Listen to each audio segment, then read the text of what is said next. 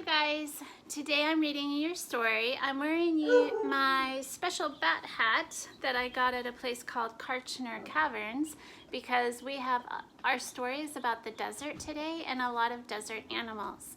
I'm reading the story right next to our chicks. Let me give you a quick glance right there because I thought it would be fun to hear their chirping in the background as I read. So let's go ahead and read this story. Oh, and you'll probably hear my dog in the background. Sorry, I won't let her in by the chicks when I can't watch her. Dr. Bird to the Rescue.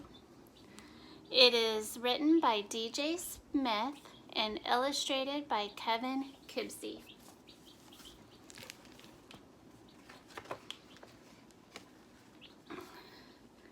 The desert is a strange place where summers are very, very hot. Yes, lots of plants and animals live there, including many kinds of cactus.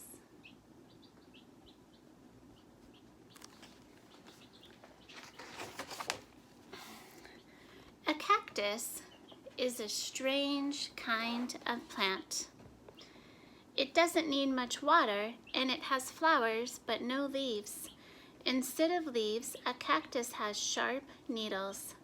Sammy, that's what they're making this saguaro cactus into a character. His name is Sammy. Sammy is a saguaro cactus. He lives in the Sonoran Desert. That is where we live, close to the Sonoran Desert. The only place in the whole world that saguaros call home. Sammy's home is near Tucson in a special place called the Saguaro National Park, which helps kids and adults learn all about the desert.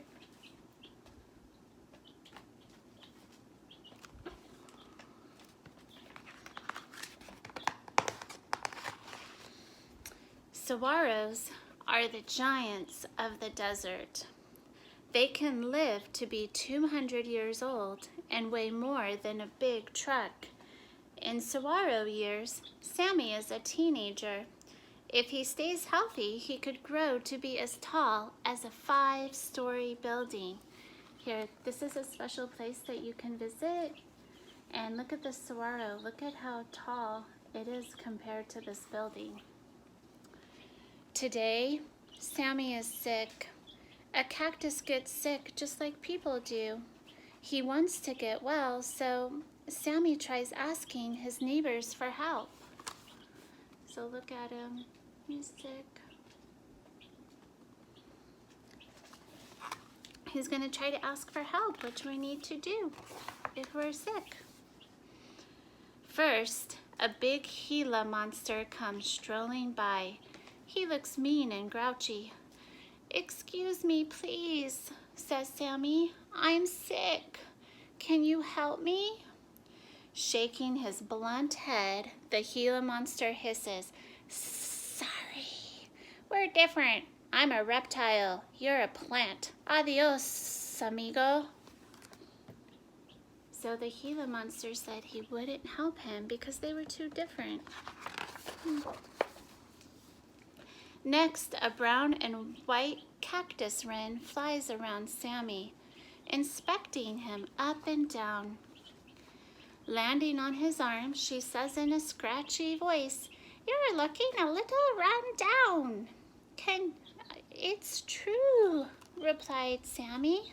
"I'm feeling poorly. Can you help me?" "Not me," said the busy bird. "You're too different. You're a plant. You don't even have feathers. Besides, I have to get going. I'm trying to find a decent place to live." She flutters away. So she was checking out Sammy to see if she could live in him because birds live in cactus. But Sammy's sick. And when Sammy asked for help, she said, "Nope, you're too different." A hungry lizard starts to climb up Sammy's side, tickling his ribs. "I say, have you seen any bugs?" asks the lizard. "Not lately," answers Sammy, "but maybe you can help me. I'm feeling rotten." dear, dear, I'm terribly sorry, Sport, but since you're a plant and I'm a reptile, there's really nothing I can do for you. Now I absolutely must find something to eat. Ta-ta! So Sammy keeps asking all these different people that live in his area to help him, but they're all saying no because they're too different. Finally, a tiny elf owl peeks out of a hole in a big cactus next to Sammy. The sick saguaro moans, "I feel terrible, but no one will help me." After circling around Sammy and looking at him closely, the elf owl chirps, "Sammy, there's a big oozy spot near your top. It looks like an infection. I think you need to see the doctor." So the elf owl comes out of a neighboring saguaro, like it'd be like your neighbor, and says there's a bad spot on Sammy. He needs to see the doctor. "But," said Sammy, "how can I do that? I'm a plant. I can't move around like birds and animals do." "No problem," said the wise little owl. "The doctor can come to you." As the owl flies off to call the doctor, Sammy begins to feel better. Someone's finally trying to help him. So Sammy's still sick.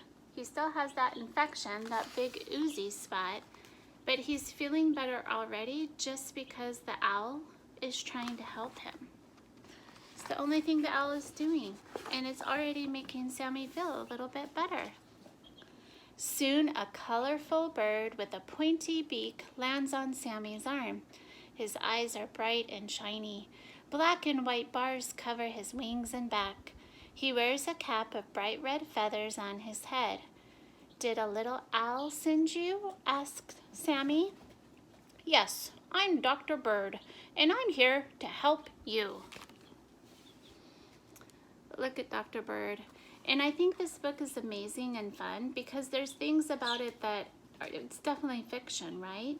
But at the same time, they're teaching us about animals that live in the desert while they're having fun telling us a fiction story with a beginning, a middle, and an end. And look, the character is carrying those doctor supplies that a real bird wouldn't.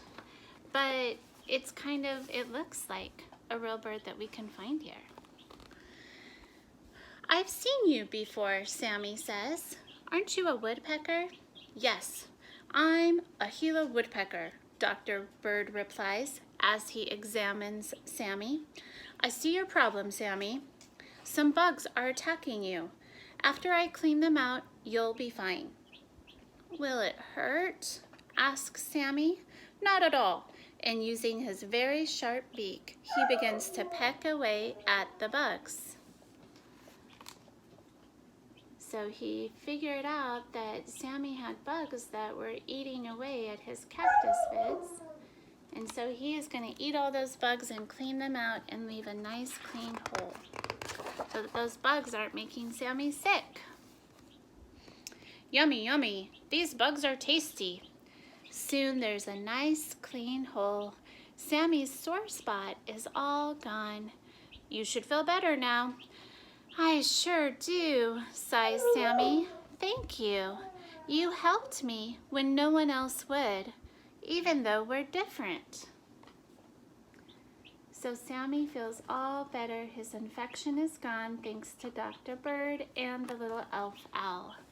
And Sammy says, "Wow, I asked so many people and we're so different and you still helped me." "Our differences really don't matter, you know," says the bird. "We're all part of nature's community. We need to help each other." "I know you've helped me, but how can I help others?" asks Sammy. "You already do many good things," declared the smart bird. "Really?" asked Sammy. "Like what?" So this page is really important because on this page, the very smart bird explains that everyone that live in a community together need to help each other. So in this desert, even though the animals and the plants are different from each other, they need each other in order to survive. They all have important things that they do that help each other that all the animals weren't thinking about. You produce fruit for me and the other creatures to eat, and your blossoms attract bugs that are also food. Even the hole in your side is helpful. It makes a safe place to build a nest. So the bird is explaining that the flowers on the saguaro, the birds can eat, and it attracts bugs that other animals, like even the lizards, will eat. So all of the animals and plants live together and help each other in their area. Even the hole in the saguaro will become a beautiful home for animals. Wow, you're right, Dr. Bird. Being helpful makes me happy. Me too, said the satisfied woodpecker. Then Dr. Bird salutes Sammy and soars away. There's Sammy. And that is the end. And at the end, when you have a book like this that's a fiction story that has like a problem and a solution, the problem was Sammy was sick and no one would help him.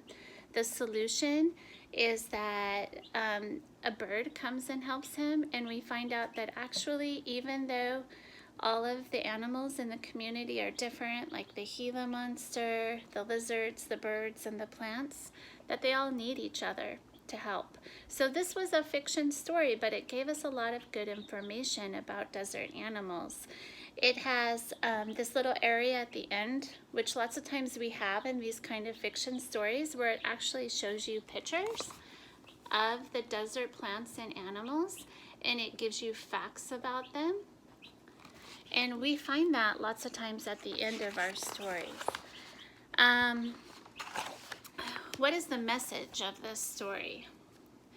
The message is kind of what Mrs. Lloyd wanted the message to be with a lot of the stories we're reading this week. So yesterday you read the Star Wars story about friends. This message is about friends too. We can learn that it's okay to help each other even though we're different, right?